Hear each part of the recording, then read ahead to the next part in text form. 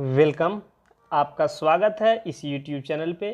तो हम लोग इस वीडियो में देखेंगे क्लास 12th का हिस्ट्री चैप्टर नंबर 6, ठीक है। और ये चैप्टर जो है भक्ति सूफी परंपरा जो है, ये चैप्टर इसका पार्ट 3rd वीडियो ये मेरा है, ठीक है।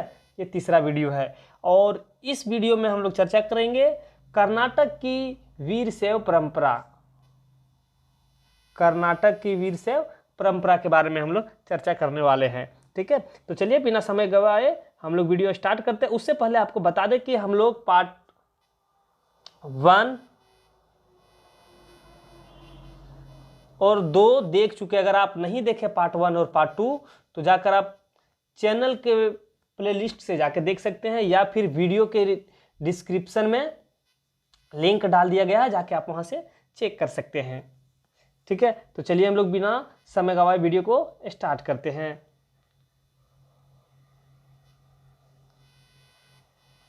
और अगर चैनल पे आप न्यू हो तो चैनल को सब्सक्राइब भी कर लीजिएगा, ठीक है। मेरे साथ आप जुड़ जाइए।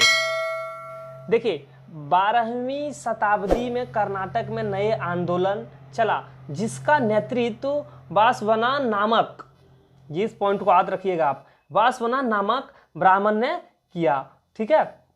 वासवना शुरुआत में जो था वो जैन धर्म को मानते थे। जो वासवना जो था शुरुआत में जैन धर्म को मानने वाले थे। और हाँ, वासवना के बारे में हम बताते चलें आपको कि जो ये वासवना था यह चालुक्य राज्य के दरबारी मंत्री भी थे। जो वासवना था वो चालुक्य राज्य के दरबारी मंत्री भी थे। और इनके अनुयायी वीरशैव व लिंगायत कहलाते। जो इनके अनुयायी है, जो इनको मानने वाले हैं, वो क्या कहलाते थे? वीरशैव या लिंगायत, ठीक है, ये कहलाते थे। अब वीरशैव को आप समझिए। सबसे पहले वीरशैव कहते हैं शिव के वीर को, और लिंगायत कहते हैं लिंग धारण करने वाला, ठीक है। लिंग धारण करने वाले को लिंगायत कहते हैं। फिर हम लोग आगे चलते हैं, इसी के बारे में हम लोग समझते हैं कि शिव की उपासना। देखिए, लिंग जो यहाँ पे हम समझिएगा लिंगायत क्या है नहीं है इसके बारे में। शिव की उपासना लिंग के रूप में करते थे। जो शिव की उपासना, शिव की भक्ति जो थी वो लिंग के रूप में करते थे। इस समुदाय के पुरुष अपने सीधे कंधे पर चांदी के एक पिटारे में, चांदी के एक पिटारे में एक छोटी सी लिंग को धारण करता था। क्या था कि जो ये लिंगायत या शिव से वीर जो है, इसमें क्या करता था कि इनके जो इस समुदाय के पुरुष जो थे वो अपने सीधे कंधे पर चांदी के एक पिटारे में एक छोटी सी लिंग को धारण करते थे। और आगे हम लोग चल के समझते हैं। लोग इसे श्रद्धा से देखते थे। जो लिंग अब धारण किया गया है इसे लोग क्या करते थे कि श्रद्धा से देखा जाता था इसको, ठीक है। श्रद्धा से देखता था। कोई ऐसा नहीं कि कोई गलत नज़र से देखा जाता था, वो श्रद्धा से देखा जाता था कि, ठीक है। और फिर ये देखिए, और हमें अब आगे हम इसके बारे में देखेंगे। जो ये था आप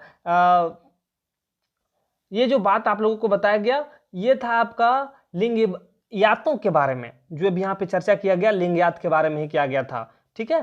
तो अब उन्हें यह विश्वास था कि जो लिंगायत थे उनको क्या था? विश्वास था कि मरने के पश्चात भगवान शिव में लीन हो जाएंगे। और जो लिंगायत थे उनको विश्वास था कि मरने के बाद वह भगवान शिव में लीन हो जाएंगे, मिल जाएंगे जाके, ठीक है। फिर हम लोग आगे देखते हैं कि अपने मृतकों को विधान से दफन करते थे या करते हैं। जो लिंगायत हैं वो क्या करते, जो लिंगायत मानने वाले लोग हैं उनको क्या किया जाता? विधि विधान से दफन कर दिया जाता था। जो भी विधि उनका विधि है, जो भी उनका विधान है, उनके साथ उनको दफन कर दिया जाता था, ठीक है। फिर हम लोग आगे चलते हुए देखते हैं लिंगायत के बारे में हम लोग कि वो क्या थे नहीं थे। तो फिर हम लोग समझते हैं। चलिए हम लोग देखते हैं। लिंगायतों ने जाति प्रथा का विरोध किया। जो लिंगायत थे वो जाति प्रथा का विरोध उसने किया, ठीक है। उन्होंने छुआछूत को भी नहीं माना, और इस समाज में उस समय छुआछूत चल रहा था, उसको भी वो उन्होंने छोड़ा और नहीं माना। ठीक है, ब्राह्मणों के दृष्टिकोण का विरोध किया। जो ब्राह्मण के दृष्टिकोण थे, जो ब्राह्मण के रूप या फिर प्रभुत्व थे, उनका विरोध किया उन्होंने। फिर उन्होंने पुनर्जन्म सिद्धांतों को नहीं माना। ये सभी बात जो कहा जा रहा है लिंगायत के बारे में कह रहे हैं। ठीक है, और वे मूर्ति पूजा नहीं करते थे, ये मूर्ति पूजा के विरुद्ध थे। ठीक है, जो लिंगायत थे वो मूर्ति पूजा नहीं किया करते थे, वे विरुद्ध थे। फिर हम लोग आगे चल के देखते हैं इसके बारे में कि वयस्क विवाह, ये था कि पहले बाल विवाह करवा दिया जाता था। ठीक है, तो लिंगायतों ने ही वयस्क विवाह का प्रचलन करवाया। फिर आगे विधवा जो होती थी, वो जो विधवा हो गई तो उस जमाने में ऐसा होता था कि आप डबल शादी नहीं कर सकते हैं। ठीक है, और डबल शादी आप नहीं कर सकते हैं तो क्या था कि विधवा का पुनर्विवाह का मान्यता प्रदान किया, और लिंगायतों ने विधवा जो है उनको डबल शादी करने का मान्यता भी दिया है। ठीक है, ये था आप अभी जो देखें कि कर्नाटक की वीर शैव परंपरा के बारे में हम लोग देखे थे। ठीक है, तो ये था, इसमें से इंपॉर्टेंट है क्योंकि एग्जाम में इससे एक ना एक प्रश्न पूछ दिया जाता है। 2 नंबर 4 नंबर वाले प्रश्न इससे आ जाता है, तो आप इसे ध्यान से देखिएगा। और हाँ, आपको हम बताने के लिए शुरू में भूल गए कि आप साथ में नोट्स बनाते चलिएगा। ठीक है, चलिए फिर हम लोग नेक्स्ट टॉपिक देखते हैं कि उत्तरी भारत में धार्मिक उफान। ठीक है, उत्तर भारत में धार्मिक उफान के बारे में हम लोग इसमें देखते हैं।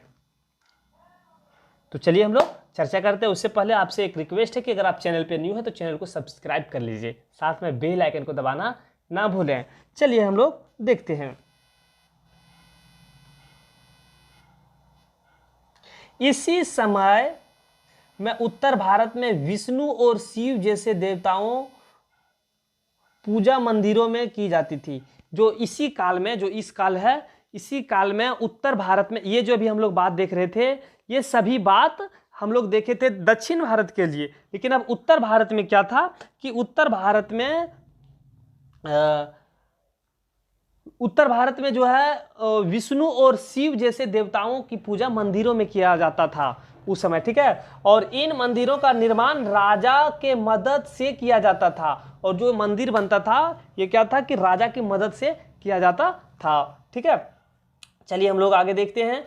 और क्या है कि परंतु जिस प्रकार दक्षिण भारत में अलवार नयनार संतों की रचना मिली, आप दक्षिण भारत के बारे में हम लोग जो अभी तक जो पढ़े थे उसमें से हम लोग देखे थे कि अलवार और नयनार संतों की जो रचना जिस प्रकार से मिली, वैसा उत्तर भारत में 14वीं शताब्दी तक कोई रचना नहीं मिली।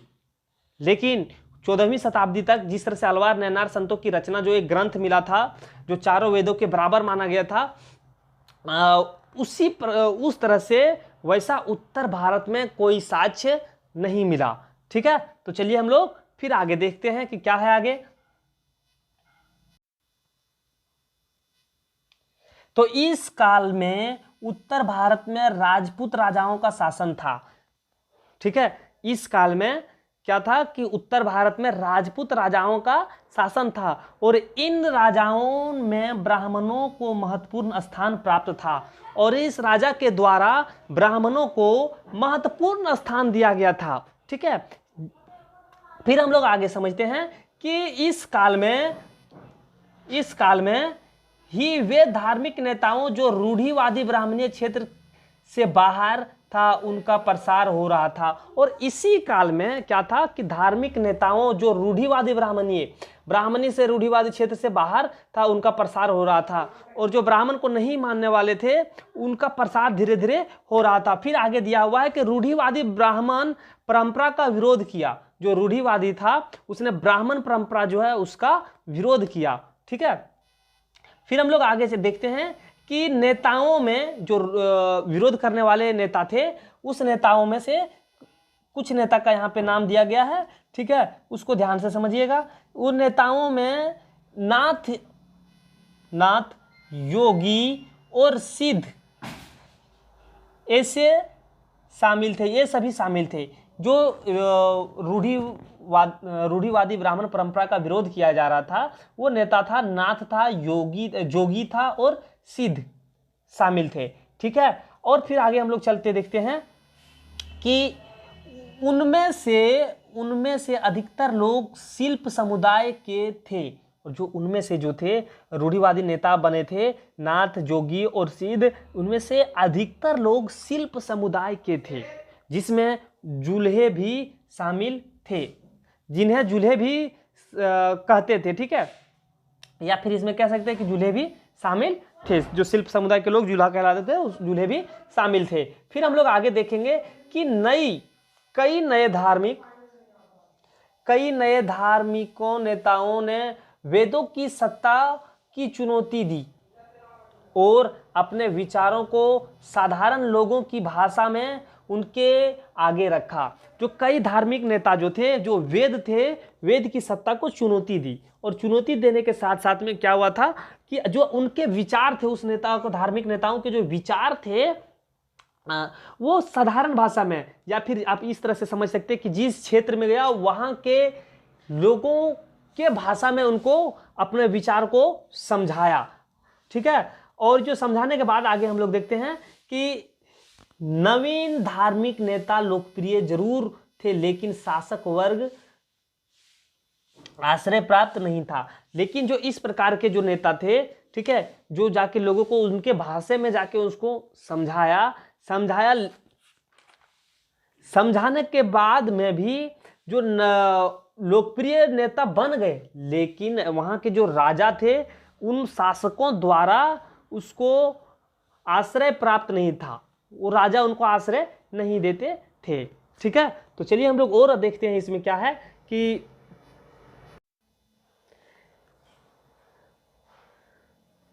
13वीं शताब्दी में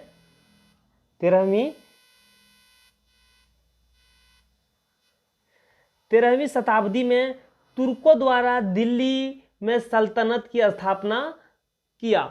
जो 13वीं शताब्दी में तुर्कों द्वारा दिल्ली सल्तनत की स्थापना किया गया। ठीक है, 13वीं शताब्दी में तुर्क दिल्ली आ चुका था और वहाँ पे दिल्ली सल्तनत की स्थापना किया। इन बदलावों का असर संस्कृत और धर्म पर भी पड़ा। जो इस बदलाव हुआ 13वीं शताब्दी में, तुर्क आए और उससे पहले भी जो बदलाव हुआ था, ये जो था संस्कृति और धर्म पर भी पड़ा। ठीक है, और तो उम्मीद है कि आपको समझ में आ रहा होगा। ठीक है, तो हम लोग इसमें जो चर्चा किए कर्नाटक की वीर शैव परंपराएं और उत्तरी भारत में धार्मिक उफान, ये दोनों हम लोग इसमें चर्चा किए। ठीक है, तो फिर जो टॉपिक बचता है वो हम लोग अगले वीडियो में देखेंगे। वीडियो को हम यहीं पे समाप्त करते हैं। उससे पहले आपसे एक रिक्वेस्ट है कि अगर आप चैनल पे न्यू है तो चैनल को सब्सक्राइब कर लीजिए, साथ में बेल आइकन को दबाना ना भूलें। फिर मिलते हैं हम लोग इस चैप्टर का नेक्स्ट भाग लेकर। तब तक आपसे हम अलविदा लेते हैं। जय हिंद।